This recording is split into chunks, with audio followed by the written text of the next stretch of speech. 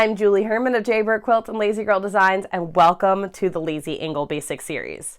To begin our Lazy Angle Basic Series, we're going to start with Beach Ball.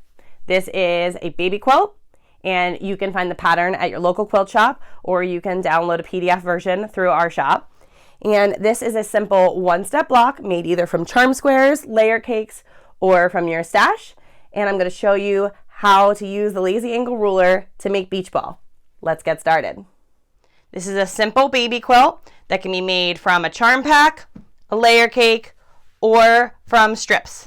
The beach ball pattern is written for a charm pack or to use strips of fabric. I'm going to show you how we do our cutting for both.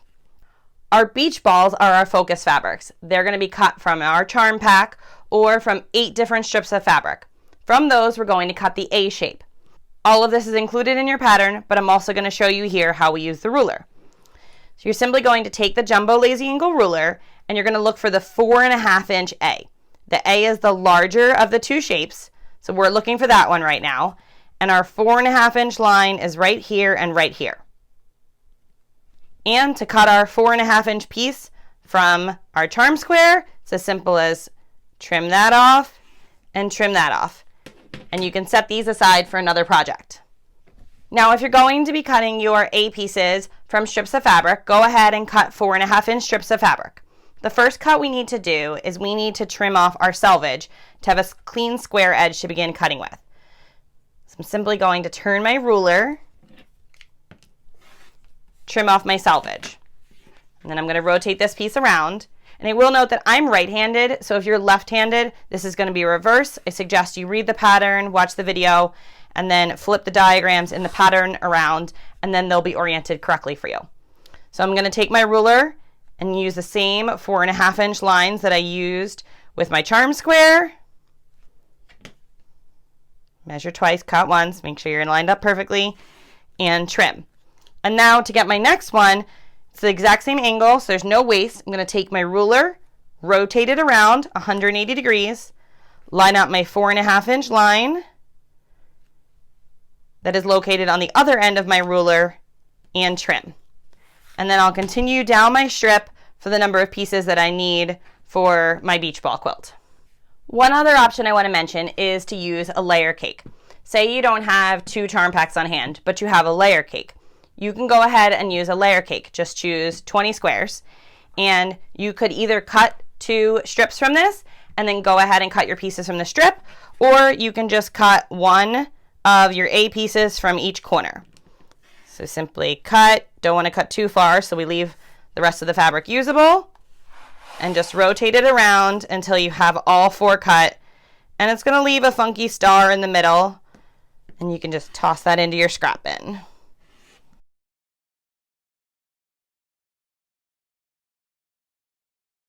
So whichever way you're going to cut, whether it be from strips or a layer cake or a charm pack, go ahead and cut all of your A ball fabrics.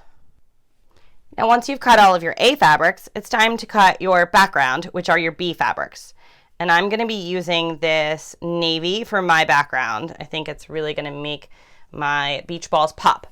And so I've cut some of my B's. For the example cutting, I'm going to use this fabric again because I think it might be hard for you to see this one under the ruler as well in the video. So to cut our B's, we have our 4.5 inch strip and it's squared off. And then we're going to take our ruler and we have a solid line right here up and down the whole ruler. That is your B solid line. Your A's move in because they grow, but your B's are all nested here in the bottom corner as shown in these little diagrams. So we're going to use this solid line and our 4.5 inch horizontal line and trim. And then to get our next one, we're actually going to take the ruler and flip it over to the back. And there are some numbers here so that you can still see them. They are right side up. We're going to use this diagonal line. That's our diagonal line for all of our B shapes, our 4.5 inch horizontal line, and trim. And we're going to repeat flipping our ruler back and forth down the length of our strip until we get enough B pieces to make our beach balls. Once you have all of your A and B pieces cut for your beach balls, it's time to begin piecing. Piecing is simply as easy as an A and a B. Now, if you've never done angle piecing before, this might seem a little intimidating, but I promise you once you get the hang of it, it's not that hard. So we're going to take these two pieces, right sides together, and we're going to line it up so that we have this little bow tie here of these two triangles, and this triangle hangs off the top here.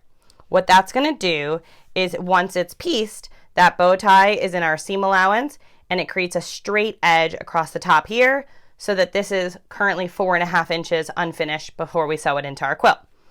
If you arrange these pieces so that this piece is too far down, what's going to happen once you sew them together and open it up is you're not going to have a straight edge across the top, and it's going to be very hard to piece your quilt together. If you're a little unsure, it can be helpful to cut some extra pieces as practice blocks and go ahead and make those first. But I'm going to show you how we head over to the machine and sew that seam, and then I do suggest that you press it open. It helps to lay things nice and flat in your finished quilt. I'm over here at my machine ready to sew my A and B pieces together.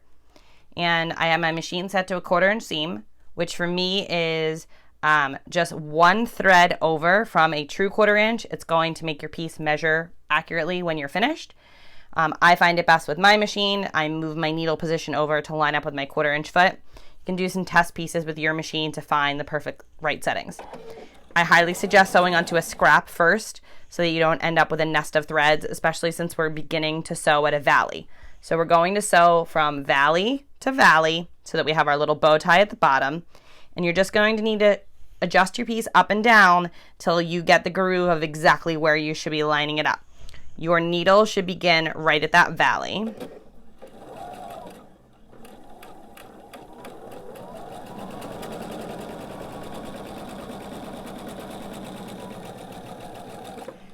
And I don't pin at this stage. If you would like to pin, if you find that helpful, go ahead and do that. I pin when I have more blocks and larger pieces, but I find I can keep these two together without pinning. Also, another thing, if you are struggling, is a stiletto. A stiletto can help hold your pieces if you're having issues where they start to separate or move around at the bottom before you get to that part. Go ahead and use a stiletto to hold them in place.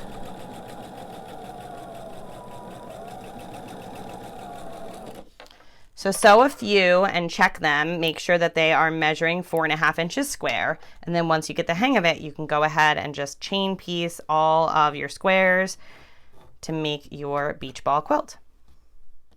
So go ahead and follow these steps to make all of your units, and I'll be back here tomorrow to help you put together your beach ball quilt.